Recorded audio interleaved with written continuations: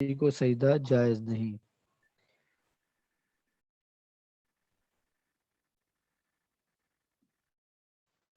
عن ابی ہریرہ رضی اللہ تعالی عن النبی صلی اللہ علیہ وسلم قال لو كنت آمرا احدا ان يسجد لأحد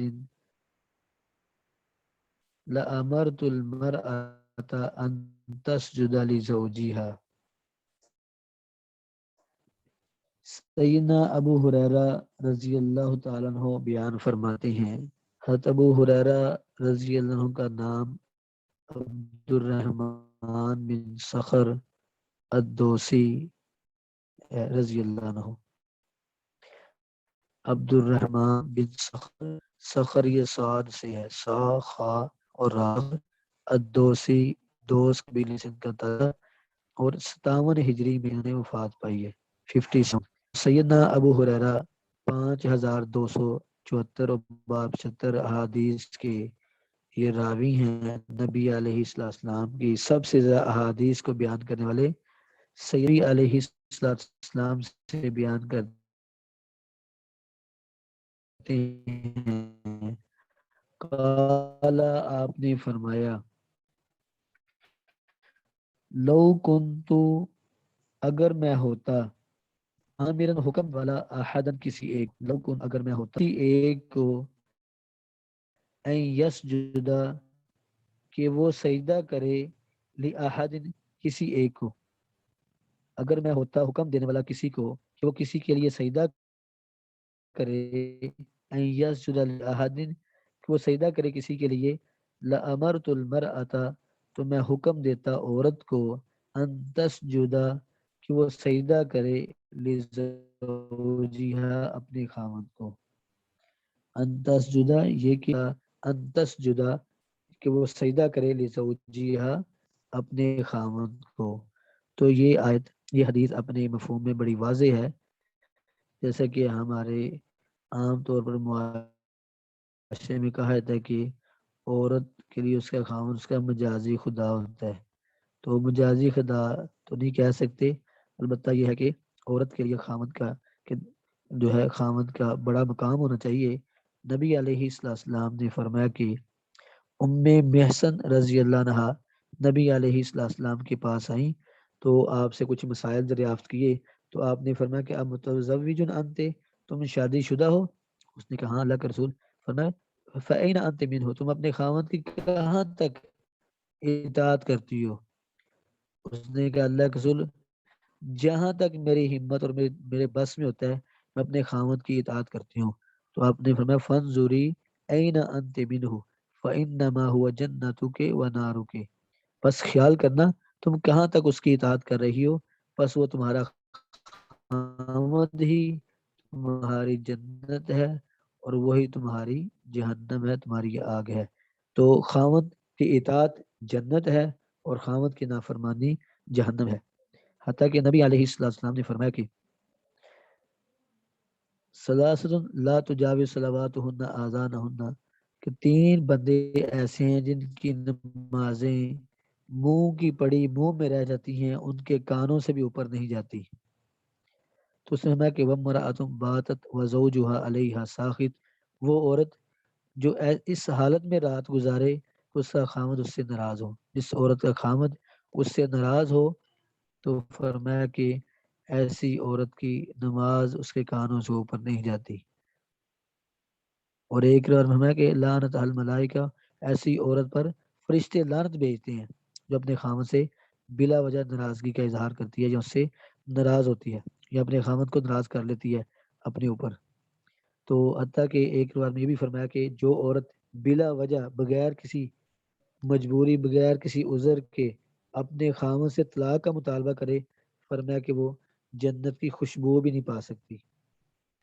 گویا کہ ہر لحاظ سے جو ہے اللہ تعالیٰ نے مردوں کے عورتوں پر حقوق رکھے ہیں، اس طرح عورتوں کے حقوق بھی مردوں پر بڑے ہیں، لیکن فی الحال اس حدیث میں جو بیان کیا گیا، آپ صلی اللہ علیہ وسلم نے فرمایا کہ لو کنت آمرا احدا، اگر میں کسی کو حکم دینے والا سجدہ کرے، لامرت المرأة تو میں پھر عورت کو حکم دیتا کہ وہ اپنے خامد کو سجدہ کرے، کیونکہ خامد ہی اس لائق ہے کہ اس کو سجدہ کیجیے۔ لیکن چونکہ ہماری اس امت میں جو تشریفی شرف کے طور پر یا عزت و اکرام کے طور پر کسی کو سجدہ کرنا حرام ہے۔ پہلی امتوں میں تکریمی سجدہ کرنا جائز تھا، لیکن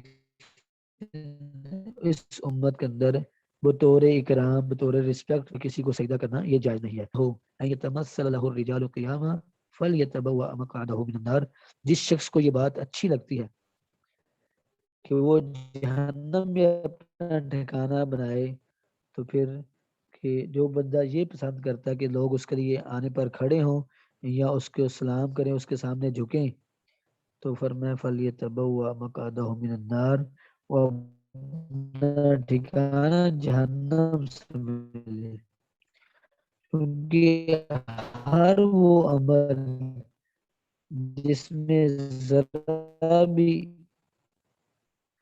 شریعت کی خلاف ورزی، خصوصاً شرک کا اندیشہ ہو، ایک شرک سے مشابہت بھی ہو، تو اسلام نے دے دیا۔ جس چیز میں شرکوں سے مشابہت بھی ہو، اس مشابہت بھی اس اسلام نے ہمیں روک دیا ہے۔ تو اس لیے نبی علیہ السلام نے کہ مارے، میرے لیے کھڑے ہو جائیں، میرے لیے جھکے، تو میرے آگے پیچھے ہوں، اور میں کہ فلیتبوأ۔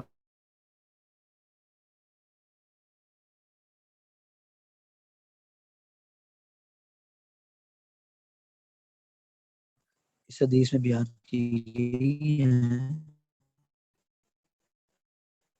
جن کا ہمیں خیال رکھنا چاہیے۔ ایک تو یہ کہ کسی کو اس سے پتہ چلا کہ کسی کو سجدہ جائز ہی نہیں، کیونکہ اگر جائز ہوتا تو اجازت ملتی، جب اجازت نہیں ملی تو لہذا کس تقریباً کر رہا ہو جھکانا، تو یہ اسلام کے اندر حرام کر دیا گیا ہے۔ نبی علیہ السلام کے پاس کچھ انصار صحابہ آئے، انہوں نے شکایت کی کہ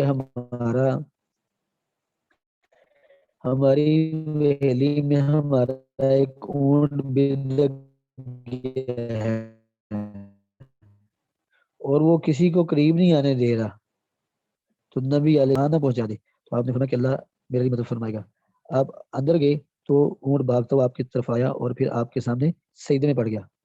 تو نبی علیہ السلام سے صحابہ نے کہ اللہ رسول، یہ جانور آپ کے لیے سجدہ کرتے ہیں، تو کیا ہم بھی آپ کے لیے سجدہ نہ کیا کریں، ہم بھی آپ کے کرام اور آپ کی تکریم کے لیے سجدہ کیا کریں، آپ کے سامنے جھکا کریں؟ تو نبی علیہ السلام نے فرمایا کہ نہیں۔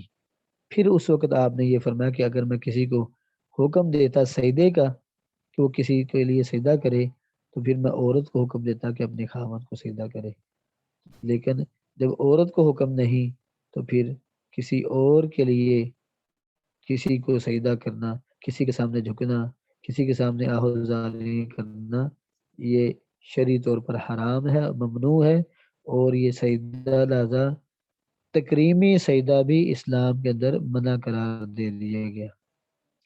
اسلام کے اندر صرف سجدہ اللہ ہی کے لیے ہے، اور یہ عبادت اللہ ہی کے لیے۔ قل ان صلاتی و نسکی، وہ کہہ دیجیے کہ میری نماز، میری قربانی، حتیٰ کہ میرا جینا اور مرنا بھی اللہ رب العالمین کے لیے ہے۔ تو عبادت ہر قسم کی اللہ ہی کے لیے ہے، اس لیے فرمایا ایاک نعبد، خاص ہم تیری ہی عبادت کرتے ہیں۔ تو اگر ہم کسی اور کو بھی سجدہ کریں گے تو پھر اللہ کے لیے ہم نے عبادت خاص نہ رکھی۔ تو اس لیے عبادت میں سب سے اہم چیز نماز، اور نماز میں سب سے اہم چیز ہے وہ سجدہ ہے، اور سجدہ صرف اور صرف اللہ کے لیے ہے، کسی ایک کے سامنے جھکنا انسان کے لیے جائز نہیں ہے۔ تو یہ تھے کچھ معاملات، کچھ احکامات اس حدیث کے حوالے سے، جو کہا جو سنا اللہ عمل کی توفیق عطا فرمائے۔ کوئی سوال ہے کسی بہن کے ذہن میں پوچھنا چاہتی ہے تو وہ سوال کر سکتے ہیں۔